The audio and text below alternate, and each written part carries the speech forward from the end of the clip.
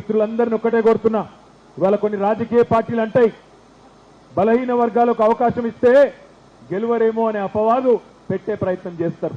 మరి అలా ఒక బలమైన నాయకుడు, బలహీన వర్గాల నాయకుడు కాదు, బలమైన నాయకుడు, బలహీన వర్గాలకు గొంతుకై నిలబడ్డ నాయకుడు చేవెళ్ల పార్లమెంటులో మీ ముందుకు కేసీఆర్ గారు పంపిస్తే కాసాని జ్ఞానేశ్వర్ గారు వచ్చిండ్రు.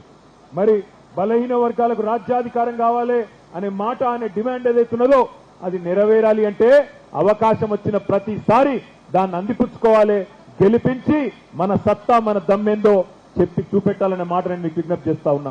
ఇంకొక మాట కూడా ఆలోచించమని కోరుతున్నా. నేను ఇన్నటి వరకు, ఈ రోజు వరకు చేవెళ్ల పార్లమెంటులో మొట్టమొదటి బీసీ అభ్యర్థి కాసాని జ్ఞానేశ్వర్ గారు.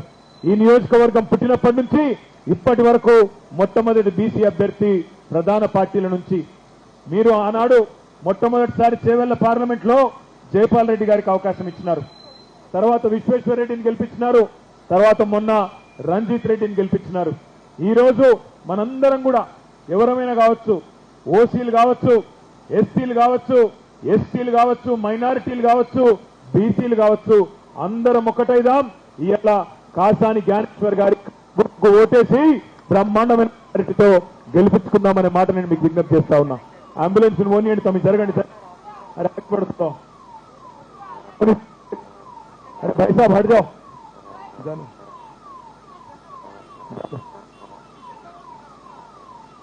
మీ అందరితోని ప్రార్థించేది ఒకటే, నాకు తెలుసు ఈ 20 రోజులు ఎండలు బాగున్నాయి, ఇబ్బంది ఉన్నది, కానీ మనం ప్రజల దగ్గర పోవాలి, అడగాలి.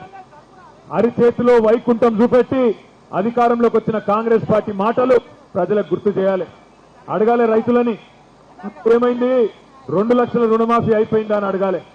10,000 ఇస్తా,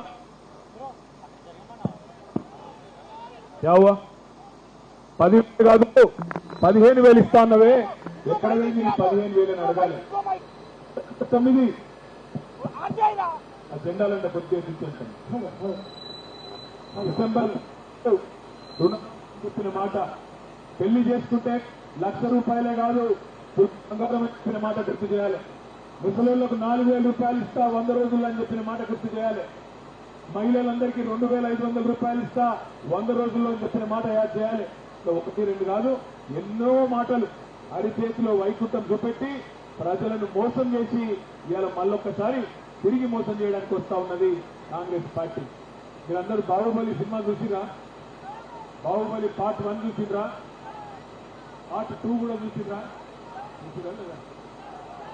మళ్ళా రేవంత్ రెడ్డి మోసం పార్ట్ 1 అయిపోయింది. మోసం పార్ట్ 1 ఏంటిది? అసెంబ్లీ ఎలక్షన్లకు ముందేమో డిసెంబర్ 9 రుణమాఫీ అయిపోయింది, ఉరుక్కుంట తెచ్చుకొని 2 లక్షలు అని చెప్పిండు. ఇప్పుడు మోసం పార్ట్ 2 సీక్వెల్ నడుస్తుంది. ఇప్పుడు పార్లమెంట్ ఎన్నిక రాగానే మళ్ళా కొత్త కథ తెచ్చుకున్నాడు. 15 ఆగస్టుకు చెప్తా నేను అంటాడు రేవంత్ రెడ్డి. మోసపోదామా మళ్ళొక్కసారి? ఒకసారి మోసపోయింది చాలదా? అందుకే రైతన్నలకు యాద్ చేయాలి, చెప్పాలి. ఒకసారి మోసపోతే మోసం చేసినోంది తప్పైతుంది, రెండోసారి మోసపోతే ఎవడైతే రెండోసారి కూడా నమ్మిండో వాళ్ళది తప్పైతుందనే మాట తప్పకుండా యాద్ చేయాలి. ఇలా రేవంత్ రెడ్డి గారు కానీ బీజేపీ కానీ ఒక్కసారి ఆలోచించండి, ఏం జరిగింది ఈ దేశానికి వీళ్ళ వల్ల ఆలోచించవలసిన అవసరం ఉన్నది. ఒక దిక్కేమో 100 రోజుల అబద్ధం, మరొక దిక్కేమో 10 ఏళ్ల నిజం మీ కళ్ళ ముంగట్నే ఉన్నది. కేసీఆర్ ఇచ్చిన రైతు బంధు మీ కళ్ళ ముంగట్నే ఉన్నది. కేసీఆర్ 12 లక్షల మందికి చేసిన ఆడపిల్లలకు చేసిన పెళ్లిళ్లు మీ కళ్ళ ముందే ఉన్నాయి. 14 లక్షల మంది ఆడబిడ్డలకు ఇచ్చిన కేసీఆర్ కిట్లు మీద కళ్ళ ముంగట్నే ఉన్నాయి. 46 లక్షల మందికి ఆసరా పెన్షన్లు ఇచ్చి 200 నుంచి 2,000 రూపాయలు చేసింది కూడా మీ కళ్ళ ముంగట్నే ఉన్నది. ఇట్లా చెప్తూ పోతే ఎన్నో కార్యక్రమాలు 10 ఏళ్లలో మనం చేసుకున్నాం. హైదరాబాద్ నగరాన్ని సర్వాంగ సుందరంగా తీర్చిదిద్దుకున్నాం.